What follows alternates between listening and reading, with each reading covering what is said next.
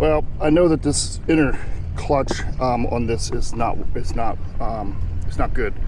I ordered another one. It's cracked along one side. I moved it to the other. There's 2 notches in there that you can use in case this happens. So apparently it's something that's happened before. But with COVID, it took 6 months to get it out of France. So we finally have it, and I've been kind of waiting for a good day, and today's the day. This is the upper clutch assembly, and then this below is what they call the gypsy, which kind of rotates around the upper and lower clutch, and that way you can release it. And if you look closely, you can kind of see the crack down along the side. So I'm going to pull the gypsy off, and then I think I'm going to have to take this tab off to do that. See, it doesn't it's captive in there otherwise.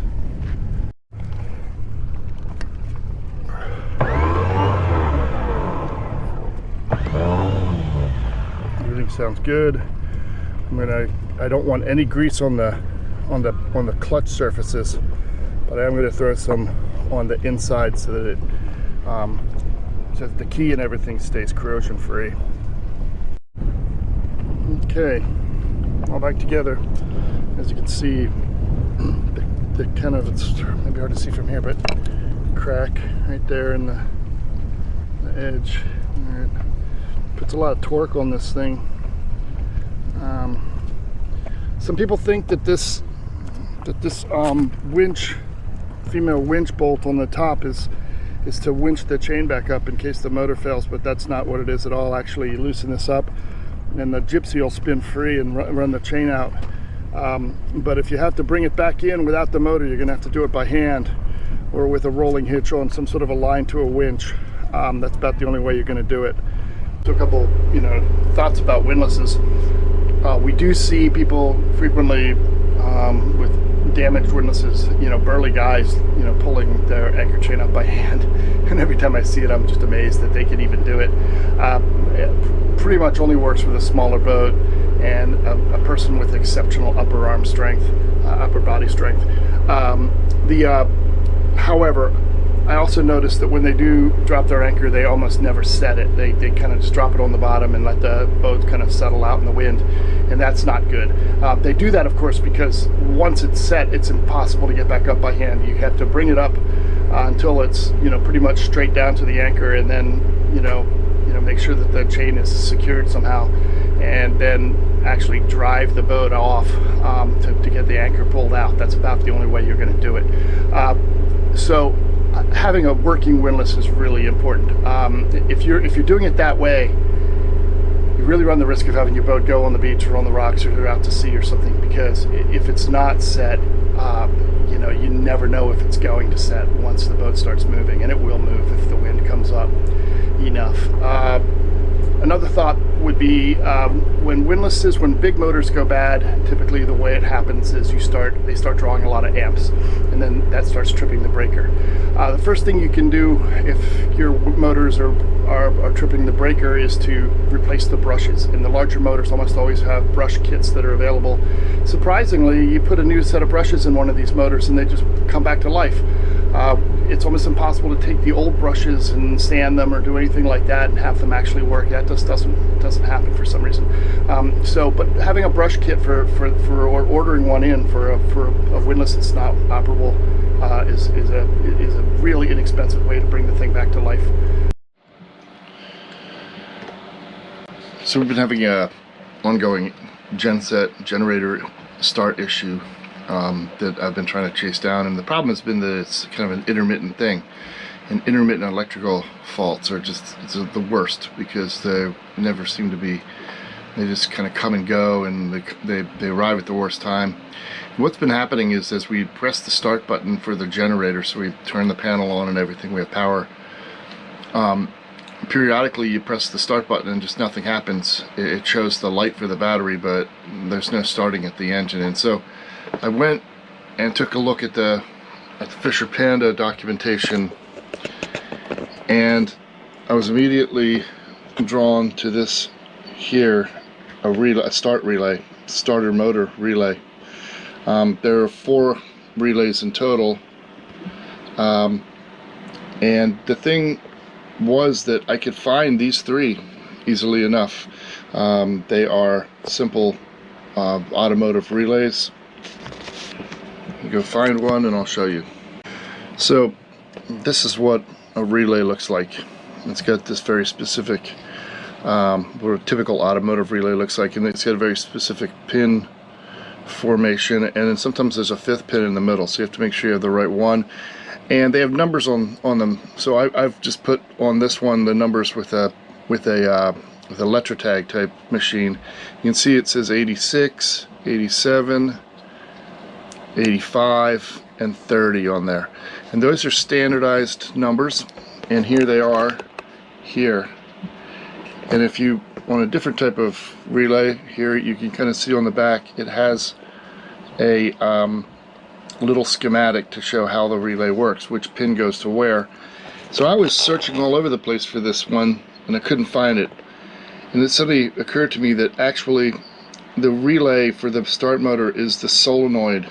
And I know that should be obvious. If I was a tech at an automotive place, I would know that right off the top of my head. But being that I'm a little slow sometimes on the uptake on these things, I just kind of didn't make that connection right away. So yesterday I got to it and started checking the started motor, and finding out that we did get 12-volt power when we pressed the button at the starter, and that was a good sign. It meant that the circuit is working. However, it was not starting. The starter motor wasn't engaging.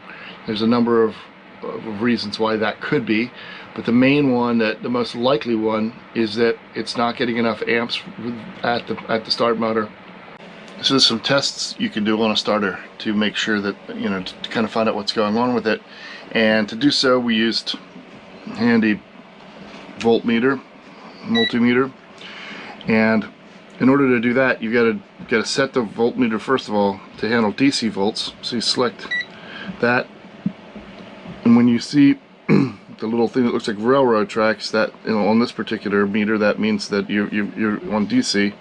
If you have a little squiggly like this, that means it's AC. You don't want AC, you need DC. So we flip to DC, and then we click the range button because we're on millivolts right now, and that's really too sensitive. So we're going to continue to kind of scroll through there until we get to volts, and that's volts to 3 decimals.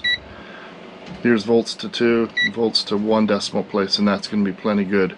And once I did that and I tested the circuit, I found out that there was indeed 12 volts of power, 12.3, which is good, coming, I'm sorry, like 14 volts or so coming to, you know, basically the full battery power coming to the to the relay, or to the solenoid rather. What is the difference between a solenoid and a relay? A solenoid generally is going to be a electromagnetic activated switch of some sort, or an actual mechanical push-pull type of thing, and that, so solenoids will control the start. There's a start solenoid and a stop solenoid on most diesel engines, and those are like rams. Those are rods that come out and move bell crank to turn the engine on or off, and it's actuated by electromagnet. In the start solenoid of a starter, I don't know the mechanics of it inside, but I suspect it's a similar process, except that it's being used to turn a switch on and off inside the, and this is both the relays and the solenoids are effectively electrical start solenoid, will specify, and a relay are both used to remotely turn on and off power. The reason for this is that you can't run really big power through small switches, and so things like the wiper motors, the wipers in your car on the stalk of your steering wheel, your headlamps, those things are guaranteed to be run by relays. And the reason is because you don't want to run the power of the headlamp circuit all the way through the column of your car and back out the other side. For one thing, it makes diagnosing problems virtually impossible, but more importantly than that, those small, very delicate switches can't handle that kind of power running through them. So you want to use lower power. You want to run that power out to a relay and use the relay to actuate the main circuit, and that keeps from having to have long runs of heavy power. And you will notice on a start or alternator, start motor or alternator, that the power cable coming in is very, very large, and the reason is it draws a lot of amps, and amps are the power behind the voltage. And so you can have microvolts like you have in a printed circuit board, or you can have big heavy amperage that you would use to run a windlass or electric winch or something similar to that. So for those, sometimes relays can be very, very large. Relays use an electromagnet as well, and normally it pulls a metal tab across a gap and closes the circuit, and that's the way that works. So it's a little bit different of a design, but does the same thing essentially, which is to remotely activate a circuit. So we know we're getting power at the solenoid, 12 volt power, and we also are getting 12 volt power at the starter motor, which is a continuously connected cable that runs straight to the battery. However, it's difficult to tell if it's getting the full amperage. Now, if somebody came on board the boat and said, "Well, have you done anything recently? Besides this problem you're having? Is there anything to the electrical system major that you've done to it, especially as regards the generator?" And I would say, "Well, yeah, we did change the batteries." Any tech would say, "Oh, you changed the batteries.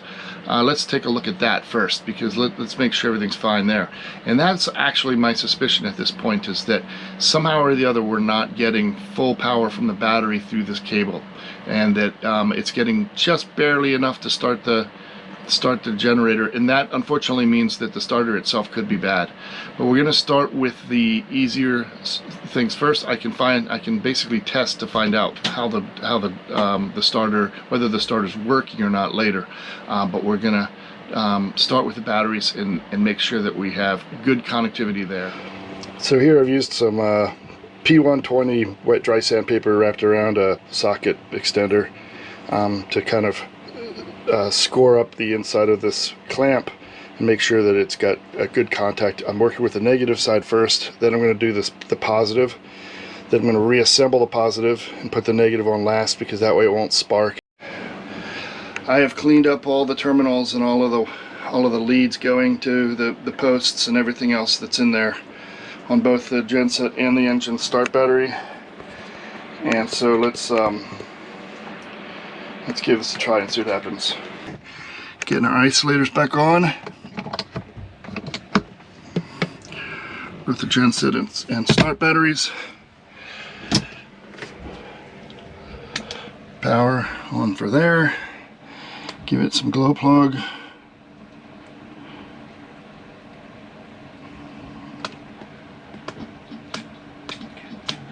Nothing. Well, I think the starter might be fried.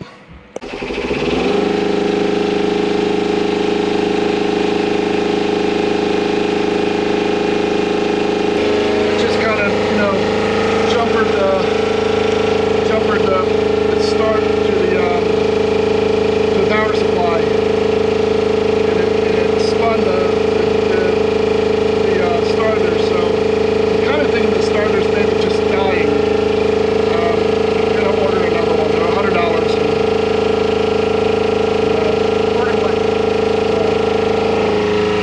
Order one. Why'd you stop it, Kevin? Because I want to make sure that the start crimp connector is fully onto the stud, onto its little post, or whatever you want to call it, the tab that it sits on. And so I'm going to spray it with some contact cleaner first, which is flammable. I don't want to do that while the engine's running. And then I'll make sure that that's fully secure. All hail the master of the generator! All hail! We are not worthy! You're not worthy.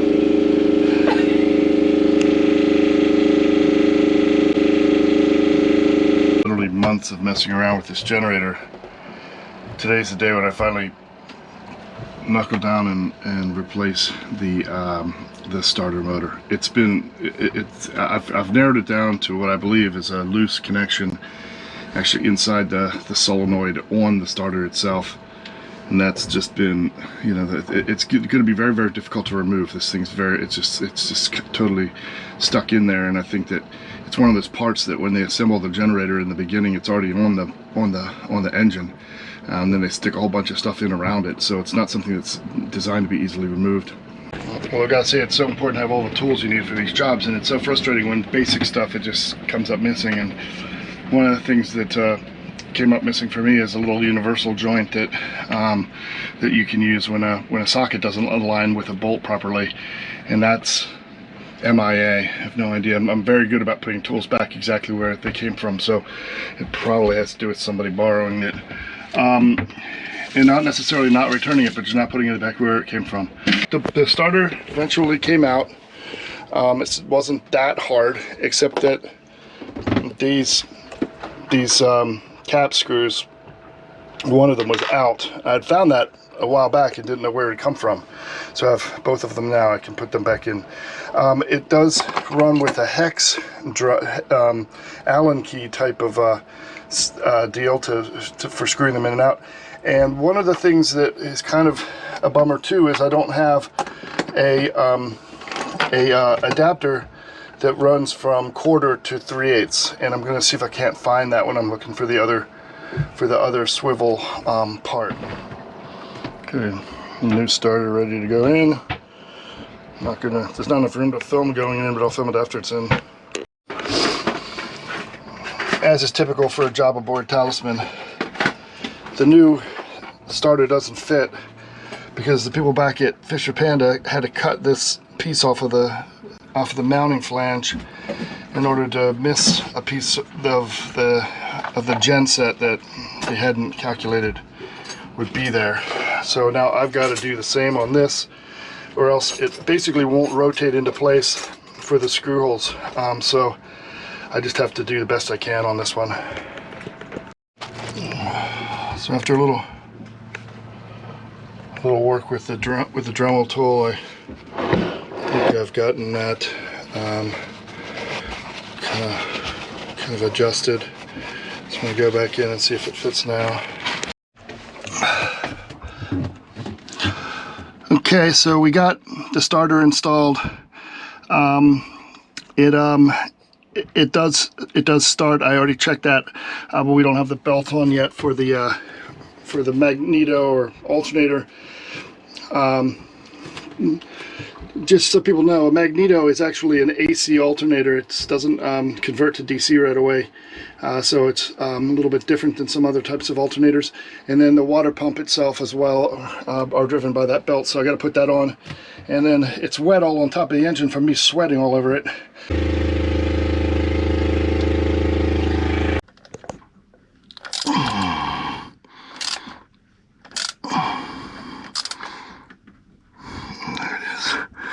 Nice and snug. These are not always usable.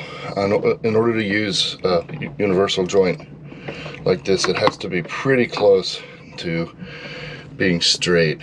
If it's like this or something, it's just not going to work. But for this situation, it was perfect and absolutely required. So there's the only way to get that thing on there. The only way to get it off. I went and bought some Allen keys that I thought would work, but turned out no. There's just no access. This is the only way to do it. These tools are just absolutely mandatory to have on a boat. I mean, there's no end to how many tools you need. You have to decide which ones you really are going to use.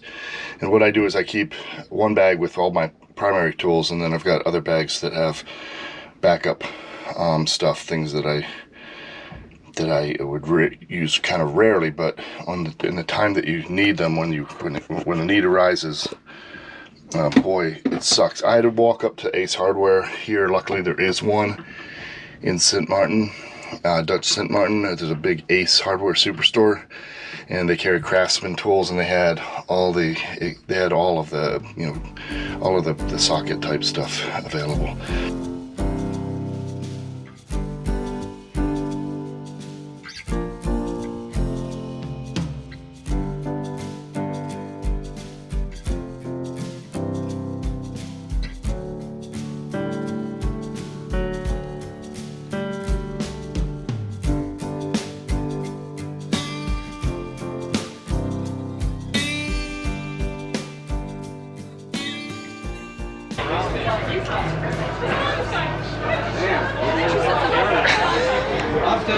That's too funny. I sent it to my friend Tim.